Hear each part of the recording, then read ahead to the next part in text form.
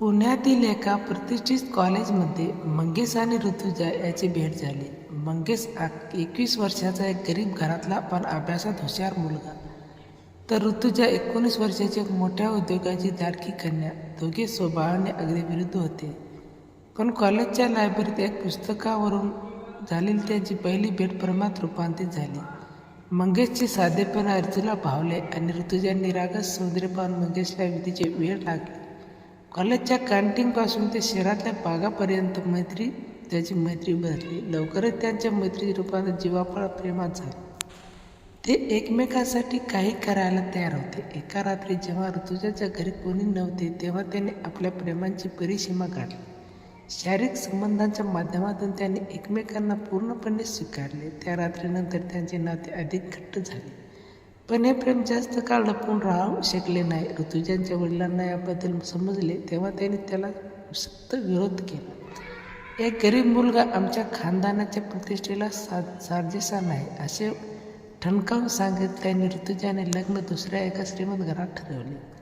ऋतुजाने प्रचंड खचले होते. तिने मंगेशला भेटून पडण्याचा आग्रह केला. दोघे चोरून भेटू लागले. अशा भेटीमध्ये त्यांचे शारीरिक प्रेम अधिक उत्कट होत गेले, पण त्याचवेळी त्यांच्या भविष्याची भीती वाटत होती. एक दिवशी ऋतुजाला वडिलांनी तिला कॉलेजमध्ये जाण्यापासून रोखले आणि तिच्या घराबाहेर पडणे कठीण झाले.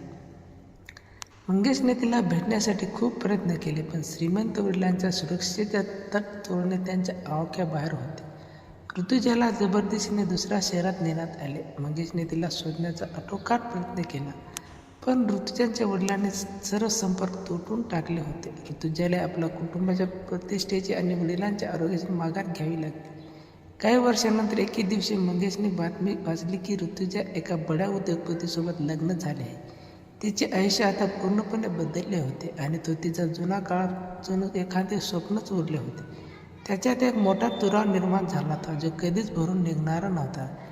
कधी कधी शांत रात्री मंगेश कॉलेजच्या त्या जुन्या आठवणी उजाळ देत. ऋतुजा आज श्रीमंत असेल, पण त्या प्रेमात जे काही पवित्र आणि जिवंत होते तो त्या दोघांना हृदयात एका जखमेसारखे कायम राहिले. त्याचे प्रेम अपुरे राहिले, पण त्या आठवणी पाहत सदैव जिवंत राहिल्या. ऋतुजाने लग्न एका बड्या उद्योगपतीशी झाले होते. तिचे आयुष्य आता पूर्णपणे बदलले होते. मोठा बंगला, गाड्या, नोकरचाकर सर्व काही तिच्याकडे होते, पण तिच्या आयुष्यात मंगेशची जागा मात्र रिकामी होती. एक दिवस एका बिझनेस इव्हेंटसाठी ऋतुजा पुण्यातील एका मोठ्या हॉटेलमध्ये आली होती. तिचे पती आता मीटिंगमध्ये व्यस्त होते आणि ऋतुजा हॉटेलच्या बाल्कनीत एकटीच उभी होती. तिथून तिची नजर खाली पार्किंगकडे गेली. अचानक त्याला एक चेहरा दिसला. तो मंगेश होता.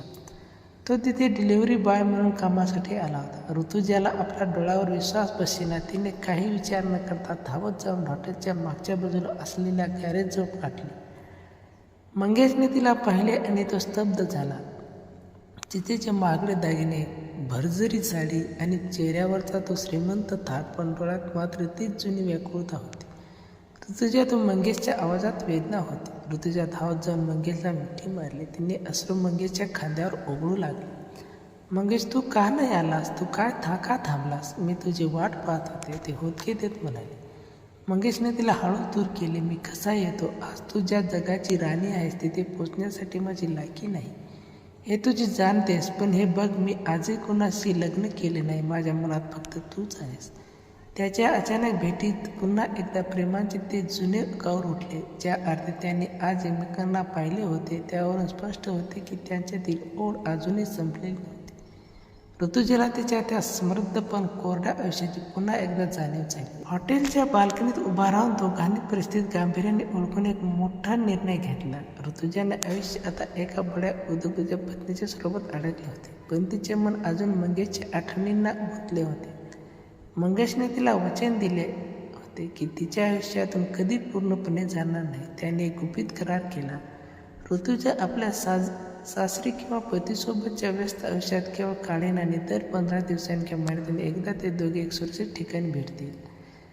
त्यांना आता हे उमजले होते की समाज आणि परिस्थिती बदलली तरी त्यांचे शरीर आणि मनाचे नाते मात्र कायम राहणार आहे. पुढचे काही दिवस त्यांच्यासाठी आव्हानात्मक होते, पण त्यांनी चोरी-छुपे भेटीसाठी सुरू ठेवला. जेव्हा जेव्हा ऋतुजा पती परगावी किंवा परदेशात कामानिमित्त जायचा, तेव्हा ती संधी साधून मंगेशला भेटायची. त्या भेटीत त्यांना जगाची कुठलीही फिकीर नसायची. शारीरिक भूक आणि मनाची ओढ शांत करण्यासाठी त्यांनी हे एक साधन शोधून काढले होते. मंगेशने लग्न केले नाही. तो आजही एकटाच राहून त्या आठवणींना जपतोय. ऋतूच्या बड्या उद्योगपतीची पत्नी म्हणून बाहेरून सुख दिसते, पण तिच्या आयुष्यातील खरीच शांतता तिच्या मंगेशवरच त्या काही शातच मिळते. त्याचे नाते आता एक अंश वळणावर आले होते जिथे त्यांना कशाचीच अपेक्षा नव्हती. फक्त तो 15 ते 20 दिवस त्या एक पवित्र एकांत त्यात जगायचं बळ देत होता. हे प्रेम आता जगाच्या नजरेपासून दूर एका छुप्या विश्वासात कायमचे जिवंत राहिले होते. त्यांचे नाते पूर्ण झाले नव्हते तरी एकमेकांना मिठीत शांत होत होते.